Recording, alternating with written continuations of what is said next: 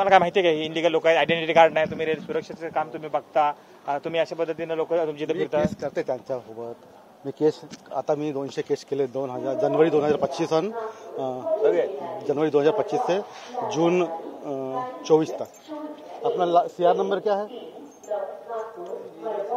206 केस किए हम लोगों ने। साहेब, पण इथं जी लोक फिरतात त्यांच्या गळ्यामध्ये आय कार्ड नसतं, खुलेआम फिरतात, ह्याच्यावर काही नियंत्रण आहे? सुरक्षा व्यवस्थेचे तुम्ही प्रमुख आहात, आम्ही केस करत राहते, ते आम्हाला सापडते, हम केस करत राहते, त्यांच्यावर केस करते आम्ही आणि ते पनिशमेंट होते, त्याला कोर्टमध्ये पेश करते आम्ही। आता काय कारवाई करणार? असं तुम्हाला निदर्शनात मनसेने आणून दाखवलीत काही लोक, अशी काय कारवाई करणार? काय आता अशा काही गोष्टी निदर्शनास आणून दिल्यात की बिगर आय कार्डची लोक फिरतात, ह्याची काही तपासणी वगैरे होणार का? हो, मी रेल्वे प्रशासनाला सांगितलं की त्याला त्याच्यापाशी नाही आहे कार्ड, त्याला कार्ड द्या, मेडिकल करवा त्याचं, मी सांगते त्याला। साहेब इथं सुना ना, मैं क्या है या पार्टी वगैरह मैं क्या है ऐसे मतलब बिना मतलब ऊपर के अधिकारी के ऊपर के अधिकारी कुछ बोल रहे साहब? नहीं, मैं ये बोल रहा था कि भाई ऊपर के अधिकारी को हमको रिपोर्ट भेजना पड़ती है, जो भी मतलब अनऑथराइज वगैरह होता है उनके ऊपर केस करने के बाद हम उनको ऊपर रिपोर्ट भेजते हैं। तो अभी हम लोगों ने सर यहाँ जो बंदे हैं कैंटीन के, उसके ज्यादा बंदे इधर बेच रहे, सब सामान मटेरियल सब बेच रहे इधर स्टेशन पर, उनका मेडिकल वगैरह होना बाकी है। जो लोग हैं 2-4 उनका मेडिकल होना बाकी है, उनका मेडिकल होने के बाद उनका आई कार्ड बन जाएगा तो फिर वो लीगल हो जाएंगे। अगर अनलीगल रहेंगे तो मैं केस करूंगा उनके ऊपर। साहेब, आता अनलिगल दिसले की तुम्हाला? तो हो, आता या ठिकाणी अनलिगल भेटला, साहेबांसमोर अनलिगल झालेलं आहे आणि हे अनलिगल जे लोक आहेत, उद्या जे काही घटना घडली, उद्या बलात्कार होतात, चोऱ्या होतात, जबाबदार कोण? प्रशासन आहे का की तुम्ही आहात? याला जबाबदार कोण? अनलिगलला मी पाहते, मी केस करते त्यांच्यावर।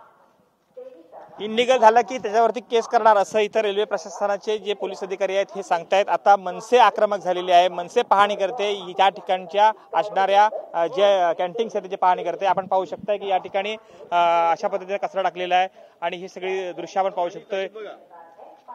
या ठिकाणी पाहू शकतोय की पिण्याच्या पाण्याची व्यवस्था आहे अशा पद्धतीने केलेली आहे, यामुळेच मनसे आक्रमक झाली होती आणि आज सकाळपासून मनसेला मराठीचा मुद्दा आहे हा रेल्वे स्टेशनवरती लावून धरलेला आहे।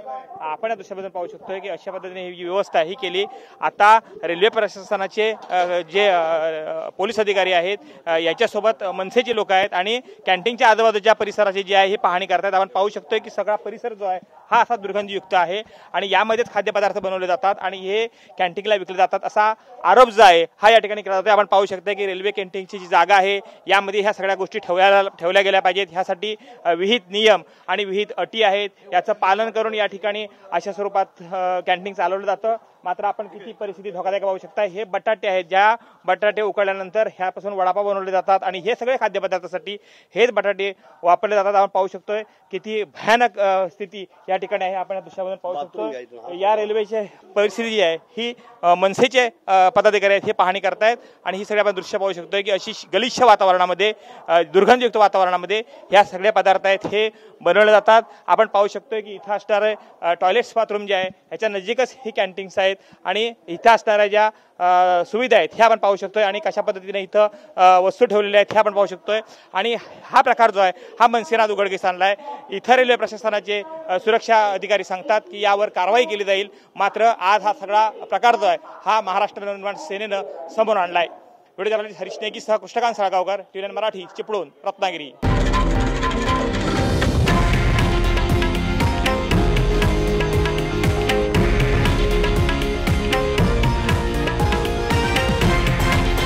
हे आहे देशातील नंबर 1 न्यूज नेटवर्क आणि आपण पाहत आहात TV9 मराठी, एकमेव।